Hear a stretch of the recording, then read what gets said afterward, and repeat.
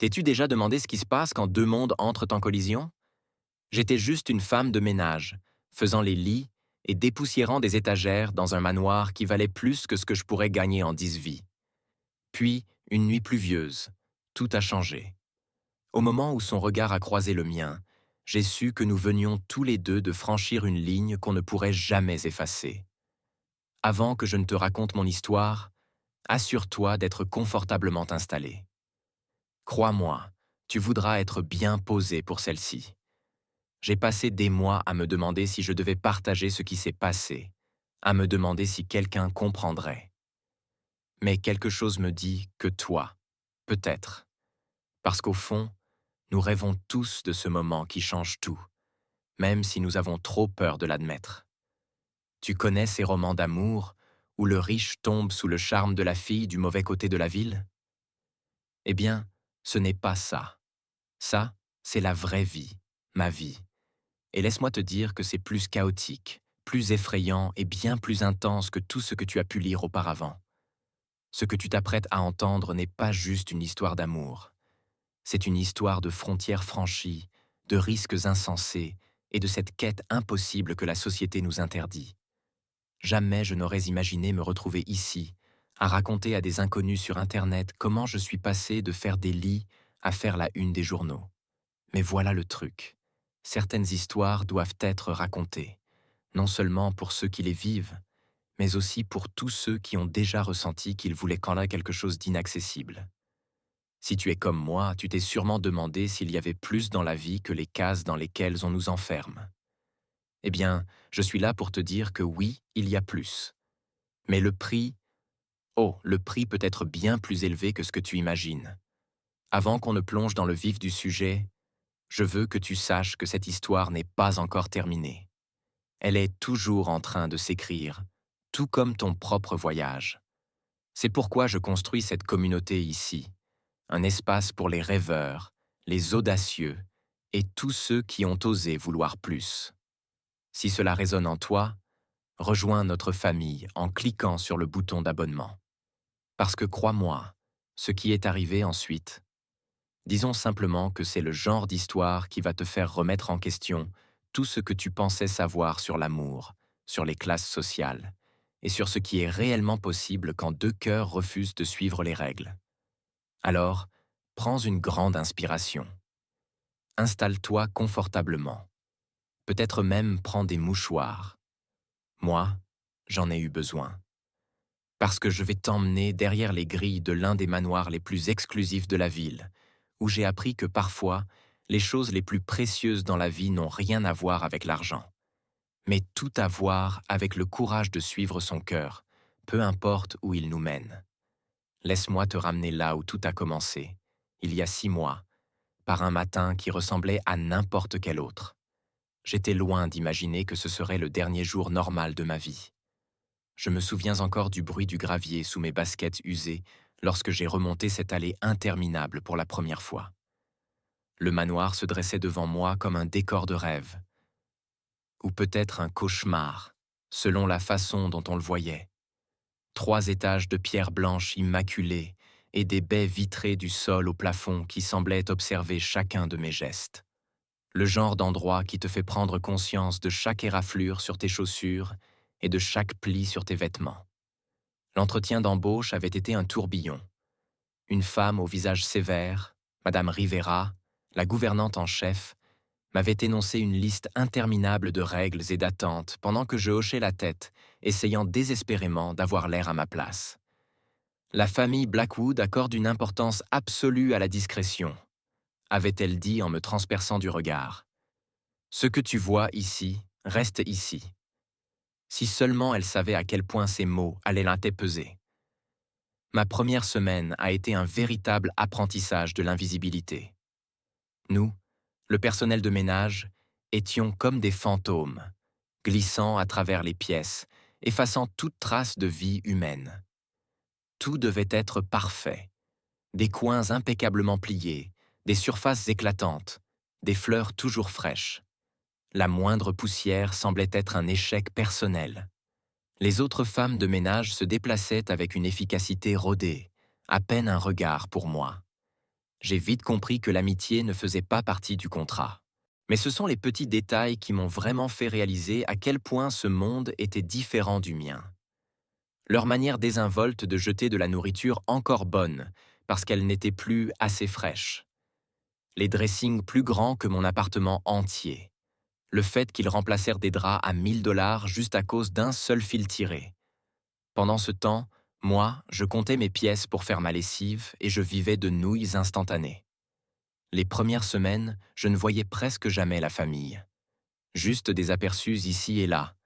Les talons de Madame Blackwood claquant dans les couloirs, les ados pressés de partir pour leur école privée, quelques ordres lancés depuis le bureau de Monsieur Blackwood. Ils évoluaient dans un univers parallèle, un monde qui effleurait le nôtre sans jamais vraiment le toucher. Jusqu'à lui, jusqu'à Alexander. Je ne savais pas qu'il rentrait ce jour-là. Le fils prodigue de retour de son dernier voyage d'affaires à l'étranger. Personne ne m'avait prévenu que le cadet des Blackwood serait différent des autres. Personne ne m'avait dit de me méfier de ce regard bienveillant et de ce sourire en coin. Comment aurait-il pu? Aucun de nous n'aurait pu prédire ce qui allait se passer entre ces murs de marbre. Mon Dieu, si j'avais su alors ce que je sais maintenant. Mais n'est-ce pas toujours comme ça? Les meilleures et les plus dangereuses choses de la vie sont souvent celles qu'on ne voit jamais venir. C'est drôle comme certains petits moments restent gravés en nous. Comme la première fois que je l'ai surpris en train de m'observer dans la bibliothèque. Je dépoussiérais les étagères remplies de livres reliés en cuir, des ouvrages qui valaient sûrement plus que mon loyer mensuel. Quand je l'ai senti, cette étrange sensation d'être observé. Je me suis retourné et il était là, adossé au cadre de la porte, une tasse de café à la main, avec un regard qui m'a fait oublier toutes les règles du manuel de Madame Rivera. « Tu les organises différemment », a-t-il dit en désignant les livres. Ce n'était pas un reproche, juste de la curiosité. Je me souviens avoir bafouillé en expliquant que j'avais remarqué que certains ouvrages étaient liés et que ça semblait plus logique de les regrouper ensemble. J'attendais qu'il me réprimande, qu'il me rappelle que les femmes de ménage n'avaient pas leur mot à dire sur une collection de livres hors de prix. Mais au lieu de ça, il a souri. Enfin quelqu'un qui comprend que les livres ont besoin de compagnons de conversation, eux aussi. Après ça, c'était comme une danse silencieuse. Je frottais le piano à queue, et il avait soudainement besoin de quelque chose dans cette pièce. Il travaillait tard dans son bureau, juste au moment où je faisais ma tournée du soir. De petits moments, de simples coïncidences, chacune comme une goutte de pluie avant l'orage. Au début, nous ne parlions jamais de choses importantes, juste de petites observations, des bribes de conversation qui semblaient assez innocentes. Il me demandait quel était le livre que je glissais dans mon sac pendant la pause déjeuner. Oui, il avait remarqué. Je commentais la musique classique qui s'échappait de son bureau. Chaque interaction ressemblait à une brindille ajoutée à un feu que nous faisions semblant de ne pas voir brûler. Les autres employés ont remarqué, bien sûr. Les murmures ont commencé. Les conversations qui s'arrêtaient quand j'entrais dans la salle de repos. Les avertissements subtils de Madame Rivera sur le maintien des limites professionnelles. Mais comment maintenir des limites quand chaque fibre de votre être est attirée vers quelqu'un comme une boussole pointe le nord? J'ai essayé d'être professionnel. Mon Dieu, j'ai essayé. J'avais besoin de ce travail. Mais il y avait quelque chose dans la façon dont il prononçait mon nom. Comme si c'était quelque chose de précieux. Quelque chose à savourer. Et la manière dont ses doigts frôlèrent les miens quand je lui tendais son café du matin. Ce n'étaient pas des accidents. Nous le savions tous les deux, même si nous ne pouvions pas l'admettre. Puis vint la nuit du gala de charité. Je travaillais tard, nettoyant après les organisateurs de l'événement, quand j'ai entendu le piano. Il venait de la serre, son endroit préféré pour réfléchir. J'aurais dû partir. J'aurais dû terminer mon travail et rentrer chez moi. Au lieu de cela, je me suis retrouvé attiré par la musique comme un papillon vers une flamme. Cette nuit-là a tout changé, mais je m'avance. Parce que parfois, le plus dangereux n'est pas la chute. Ce sont les instants avant, quand vous êtes au bord du précipice, sachant que vous devriez reculer, mais sentant votre corps pencher en avant malgré tout. Cette nuit-là, au piano, a tout changé. La pluie martelait le plafond de verre de la serre, créant une toile de fond presque irréelle à sa musique. Il jouait du Chopin. Je l'ai reconnu grâce aux leçons de piano de mon enfance, quand ma mère pouvait encore se les permettre. Je pensais être discrète, l'écouter depuis l'embrasure de la porte, mais il savait. Il savait toujours. « Rejoignez-moi », dit-il sans se retourner. Ce n'était pas un ordre, comme j'en avais l'habitude dans cette maison, mais une invitation. Lorsque j'ai hésité, il a jeté un regard en arrière avec ce sourire désarmant. À moins que vous ne préfériez prétendre que vous êtes encore en train de dépoussiérer ces étagères déjà impeccables? La taquinerie dans sa voix m'a fait rougir, mais mes pieds m'ont porté vers lui malgré moi. Je peux encore sentir le bois lisse du banc du piano, la chaleur de son bras contre le mien, alors que je m'asseyais à ses côtés. La pièce qu'il jouait, nocturne en mi bémol majeur, remplissait l'espace entre nous. Ma mère m'a appris celle-ci, me suis-je entendu dire. Ses doigts se sont arrêtés sur les touches, et pendant un instant, le seul son était celui de la pluie. « Montrez-moi », a-t-il murmuré. Et là, sous la lueur tamisée des lumières de la serre, j'ai posé mes mains tremblantes sur les touches. Les premières notes étaient hésitantes, les années de rouille s'effaçant peu à peu, puis tout est revenu. J'ai joué jusqu'à ce que je sente son regard sur moi, lourd d'une intensité qui faisait battre mon cœur à tout rompre. « Pourquoi faites-vous ça ?» ai-je demandé soudainement, la question qui brûlait en moi depuis des semaines.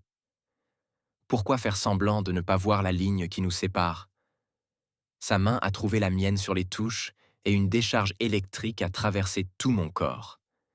Parce que certaines lignes, dit-il, sa voix basse et intense, sont tracées par des gens qui ont oublié ce que signifie vraiment vivre. Lorsqu'il m'a regardé à cet instant, j'ai vu chaque frontière, chaque règle, chaque mur soigneusement bâti s'effondrer. Et certaines musiques, a-t-il poursuivi en entrelaçant ses doigts aux miens, valent qu'on enfreigne toutes les règles pour les entendre. Le baiser, quand il est venu, semblait inévitable, comme la dernière note d'une symphonie que nous composions depuis le jour de notre rencontre. Sa main a entouré mon visage comme si j'étais quelque chose de précieux, quelque chose de rare. Pas la domestique, pas la fille du mauvais côté de la ville, juste moi. Nous nous sommes séparés au bruit de pas dans le couloir. La réalité s'est abattue sur nous comme une douche froide. J'ai fui, le cœur battant, son goût encore sur mes lèvres. Mais nous savions tous les deux qu'il n'y avait pas de retour en arrière possible. Ce baiser avait déclenché quelque chose que ni lui ni moi ne pouvions arrêter, même si nous l'avions voulu. Et que Dieu me vienne en aide, je ne voulais pas arrêter. On dit que les fruits défendus sont les plus doux, mais on ne parle jamais de la peur qui accompagne chaque bouchée. Après cette nuit dans la serre, nos vies sont devenues une succession de moments volés, chacun plus précieux et plus dangereux que le précédent. Les petits matins sont devenus notre refuge. J'arrivais 1 heure avant le reste du personnel, soi-disant pour prendre de l'avance sur mes tâches. Il se trouvait, par hasard, être déjà debout, travaillant dans la cuisine avec son ordinateur portable. Ces moments de calme, à partager un café et des murmures tandis que l'aube peignait le ciel, il semblait appartenir à un autre monde. Un monde où je n'étais pas juste la domestique, et où il n'était pas un Blackwood. Nous avons développé notre propre langage secret. Une tasse de café placée d'une certaine manière signifiait « Retrouve-moi à la bibliothèque ». Un morceau de musique classique provenant de son bureau était sa façon de me dire qu'il pensait à moi. Des livres laissés ouverts à certains passages devenaient nos lettres d'amour.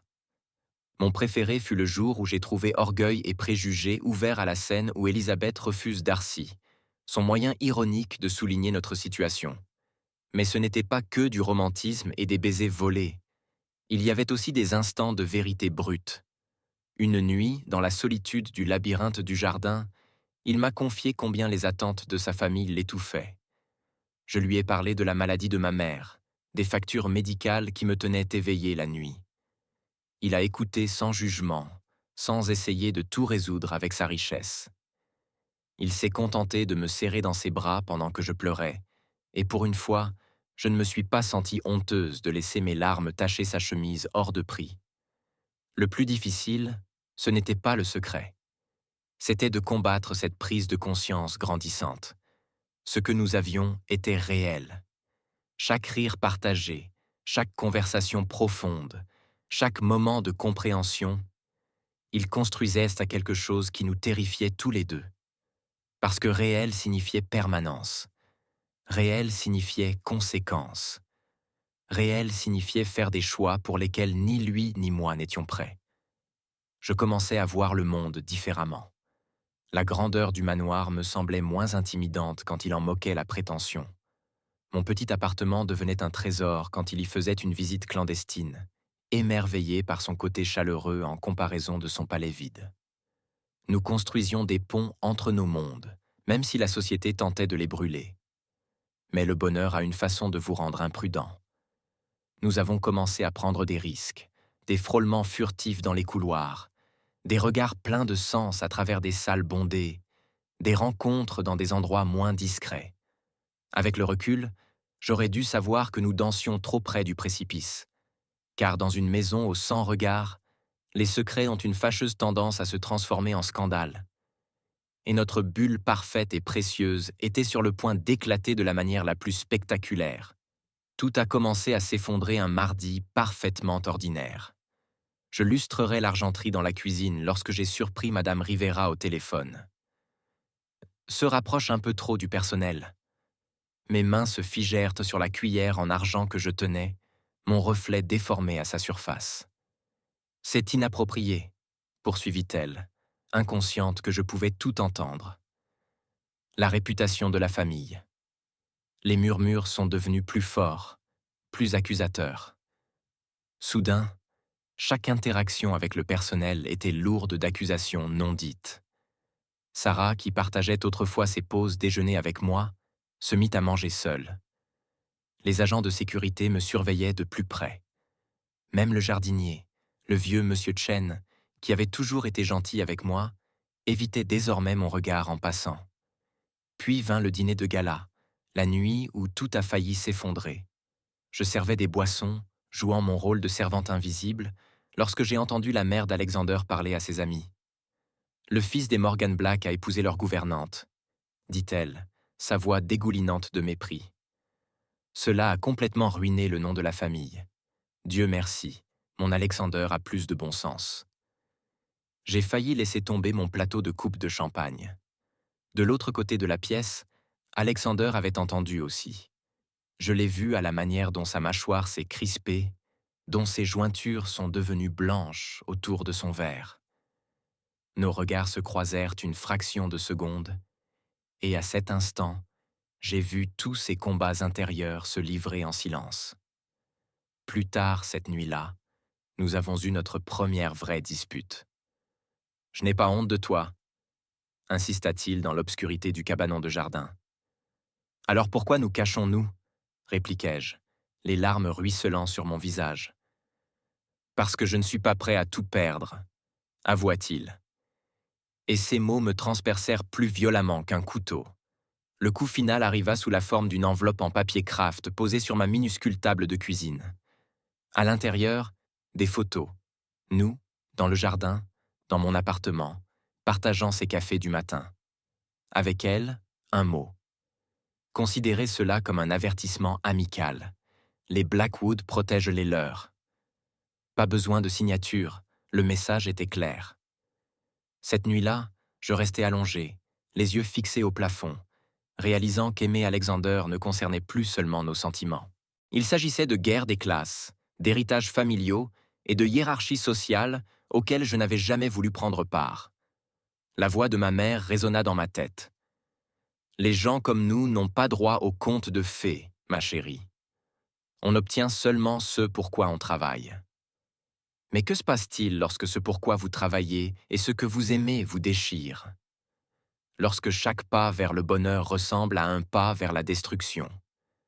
Je croyais savoir ce que je risquais en commençant cette histoire. Mon emploi, ma réputation. Je n'avais jamais imaginé que je mettrais en péril tout son monde à lui aussi. Tout explosa la nuit du gala annuel de la fondation Blackwood. Le manoir était rempli de l'élite de la ville, les lustres en cristal scintillant comme des étoiles, le champagne coulant à flots. Je n'étais pas censé travailler ce soir-là. Madame Rivera m'avait mystérieusement retiré du planning. Mais un des serveurs s'était désisté, et j'étais le seul remplaçant disponible. J'aurais dû savoir que quelque chose clochait quand Madame Blackwood me sourit. Pas son habituel sourire pincé, mais un sourire de prédatrice. Alexander se tenait de l'autre côté de la salle, entouré de monde, y compris d'une magnifique blonde en robe rouge qui ne cessait de poser sa main sur son bras. Chaque rire, chaque contact était un coup de poignard dans ma poitrine. Plus tard, j'appris qu'elle s'appelait Catherine Wellington, héritière d'un empire bancaire. Le match parfait que sa famille préparait depuis des mois. La pyramide de coupes de champagne était la fierté de Madame Blackwood. 200 verres de cristal parfaitement empilés. Je passais derrière elle quand j'ai entendu sa voix, forte et délibérée. Bien sûr, certaines personnes ne connaissent tout simplement pas leur place. Imaginez qu'un uniforme leur donne le droit de séduire le fils de leur employeur. La salle ne devint pas silencieuse. Cela aurait été plus facile. À la place, les murmures commencèrent, se propageant comme une traînée de poudre. Des centaines de regards se tournèrent vers moi. Je vis le visage d'Alexander changer, le vice tenter de se frayer un chemin à travers la foule. Mais la main de son père s'abattit sur son épaule, l'immobilisant. « C'est vraiment pathétique », continua Madame Blackwood, sa voix résonnant. « Tu croyais vraiment qu'il pourrait aimer quelqu'un comme toi? Que nous accepterions jamais une bonne à tout faire vénale dans notre famille? » Les verres de cristal devinrent flous à travers mes larmes.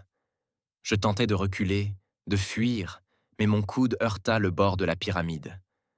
Le premier verre vacilla. Puis, comme une cascade de diamants, toute la structure s'effondra. Le fracas fut assourdissant. Le champagne imbiba mon uniforme. Et dans ce chaos parfait, Alexander brisa ses chaînes. La suite se déroula comme une scène de film. Alexander traversant le verre brisé, ignorant le souffle choqué de sa mère, prenant ma main devant tout le monde. Sa voix claire et forte. La seule chose pathétique ici, c'est de croire que l'argent fait de vous quelqu'un de meilleur. Le lendemain, les photos firent le tour des journaux et des réseaux sociaux.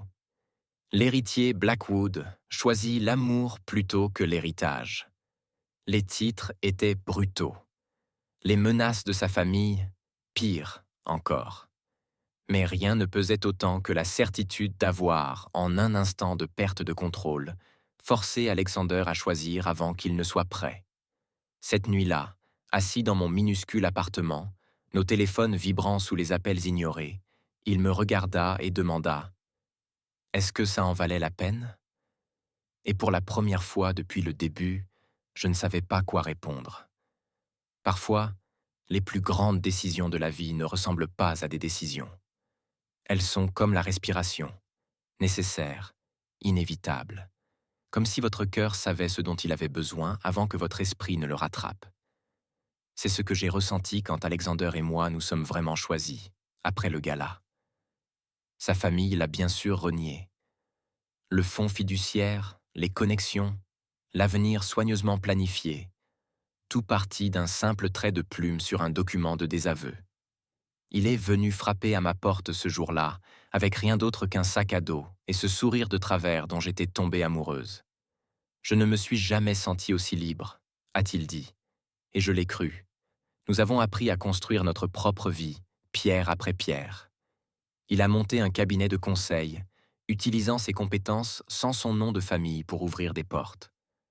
J'ai repris mes études, poursuivant enfin mon rêve de devenir enseignante. Notre appartement est peut-être petit, mais il est rempli de plus d'amour que ce manoir immense n'en a jamais connu. Le plus drôle quand on choisit l'amour plutôt que le statut, c'est que cela révèle qui sont nos vrais amis. Madame Rivera, que je pensais me mépriser, nous a secrètement envoyé une couverture tricotée à la main. Monsieur Chen, le jardinier, nous a apporté des boutures du jardin de la maison pour que nous puissions les planter sur notre minuscule balcon. Même certains anciens partenaires d'affaires d'Alexander ont choisi la loyauté plutôt que les apparences. La semaine dernière, j'ai croisé Madame Blackwood dans un café. Elle a fait semblant de ne pas me voir, mais j'ai surpris son regard posé sur mon petit ventre arrondi quand elle pensait que je ne regardais pas. Oui, ils vont avoir un petit enfant qu'ils ne rencontreront peut-être jamais.